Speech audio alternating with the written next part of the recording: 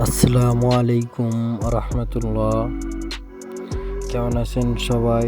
আশা করি আল্লাহর রহমতে সবাই ভালো আছেন।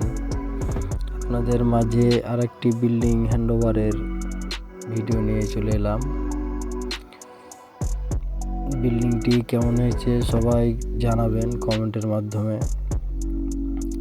আর আপনাদের স্বপ্নের বাড়ি যদি এভাবে সাজাতে চান,